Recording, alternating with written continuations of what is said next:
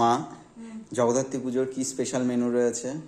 আমাদের এখানে জগদ্ধাত্রী পুজো আমাদের পাড়াটায় মানে আমাদের বারোয়ারিতে 4 দিন হয়। অন্য জায়গায় কিন্তু হয় না, অন্য জায়গায় একদিনে সব শেষ হয়ে যায়। তা কালকের থেকে শুরু হয়ে গেছে, আজকে হচ্ছে, কাল হবে, পরশু হবে, শেষ। তারপরে ঘট ভাসা, জমজমাট জমজমাট ঘট ভাসা। আমাদের কৃষ্ণনগরে খুব জমজমাট ঘট ভাসা হয়। বন্ধুরা আসো, দেখায় কি রান্নাটা করেছি। এখানে শশা কাটা আছে, এখানে আছে পেঁয়াজ কলি, সিম আর আলু দিয়ে ভাজা, এখানে আছে ডাল, কিসের ডাল? মুসুরির ডাল করেছি মুসুরির ডাল অনেকদিন পরে। আর এখানে আছে দেখো, এই যে ছেলের জন্য হচ্ছে লোটে মাছের ভর্তা করা হয়েছে।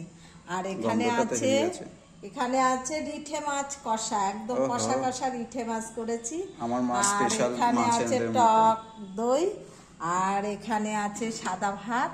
এই করা হয়েছে এই যে মেনু বন্ধুরা।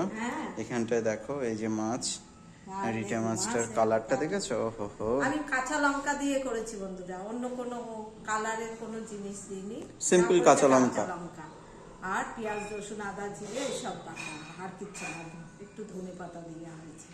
তা বন্ধুরা, আমার রান্না বান্না বা আমার কথাবার্তা তোমাদের কেমন লাগলো অবশ্যই দয়া করে একটা কমেন্ট করো, সাবস্ক্রাইব করো। আর তোমরা পাশে থেকো, তোমরা সুস্থ থেকো, ভালো থেকো। শুভ দুপুর, জগদ্ধাত্রী পুজোয় সবাই বেড়াতে এসো।